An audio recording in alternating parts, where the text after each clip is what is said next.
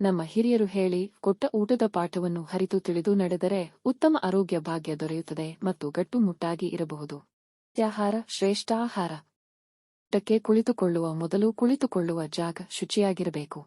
ಬಾಯಿ ಮುಕ್ಕಳಿಸಿ ಶುಚಿಯಾಗಿ ಕೈತೊಳೆದುಕೊಳ್ಳಬೇಕು. ಗುರುನಾಮ ಸ್ಮರಣೆ ಮಾಡಿ ನೆಲದ ಮೇಲೆಯೇ ಚಕ್ಕಂಬಕ್ಕಾಲು ಹಾಕಿ ಕುಳಿತುಕೊಳ್ಳಬೇಕು. ಊಟದ ನಡುವೆ ಇನ್ನೂ ಹೆಚ್ಚಿನ ಅಗತ್ಯ ಆಹಾರ ಬೇಗ ಬರಲಿಲ್ಲವೆಂದು ಕೂಗುವುದಾಗಲಿ ಪಾತ್ರೆ ಶಬ್ದ ಮಾಡುವುದಾಗಲಿ ಮುಂತಾದ ಅಸಮಾಧಾನ ತೋರಬಾರದು. ನಿದ್ರೆಗಣ್ಣಿನಲ್ಲಿ ತೂಕಡಿಸುತ್ತಾ ಊಟ ಮಾಡಬಾರದು. ಊಟಕ್ಕೆ ಕುಳಿತಾಗ ನೆತ್ತಿಯ ಮೇಲೆ ಪೇಟಪಟಗ ಸುತ್ತಿರುವುದಾಗಲಿ ಟೋಪಿಯಾಗಲಿ ಇರಬಾರದು. ವಸ್ತ್ರವಾಗಲಿ ಒಲ್ಲಿಟವಲ್ ಆಗಲಿ ನಿಮ್ಮ ಜೊತೆಗಿರಬೇಕು. ಊಟದ ನಂತರ ಬಾಯಿ ಮುಕ್ಕಳಿಸುವುದನ್ನು ಮರೆಯಬಾರದು. ಊಟ ಮಾಡಿದ ತಕ್ಷಣವೇ ಮಲಗಬಾರದು ಅಥವಾ ಮಲಗಿಕೊಂಡು ಏನನ್ನೂ ತಿನ್ನಬಾರದು.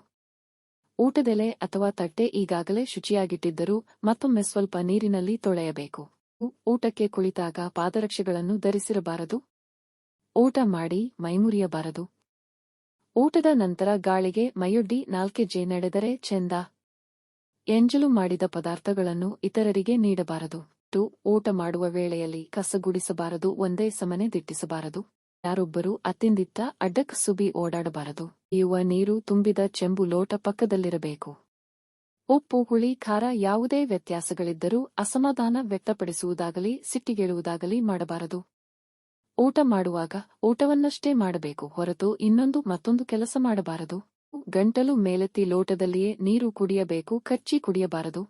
ಭೂತಾಯಿ ಅಥವಾ ಜೀವಿಗಳಿಗೆ ಮೊದಲು ಒಂದು ತುತ್ತು ತೆಗೆದಿರಿಸಬೇಕು.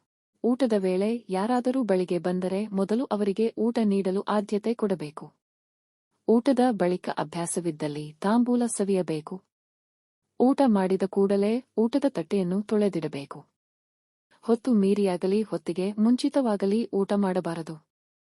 ತೊಡೆಯ ಮೇಲಾಗಲಿ ನೆಲದ ಮೇಲಾಗಲಿ ದರ್ಬಾರಿನಂತೆ ಎಡಗೈ ಊರಿಕೊಂಡಿರಬಾರದು. ತಲೆ ಮೈಕೈ ಕೆರೆದುಕೊಳ್ಳಬಾರದು. ಕಣ್ಣು ಉಜ್ಜಬಾರದು. ಅತ್ತಲಿತ್ತ ಪದೇ ಪದೇ ತಲೆ ಎತ್ತಿ ನೋಡಬಾರದು. ಊಟದೆಲೆ ತಟ್ಟೆಯ ಪಕ್ಕದಲ್ಲಿ ಪದಾರ್ಥ ಚೆಲ್ಲಾಡಬಾರದು.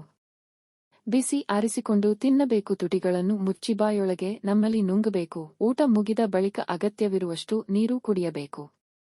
ನಾವು ತಿನ್ನುವ ಶಬ್ದ ಪಕ್ಕದಲ್ಲಿ ಕುಳಿತವರಿಗೆ ಕೇಳಿಸಬಾರದು. ಲೊಸ ಲೊಸ ಲೊಸಗುಟ್ಟುತ್ತಾ ಅಥವಾ ಗಬಗಬ ಮುಕ್ಕಬಾರದು.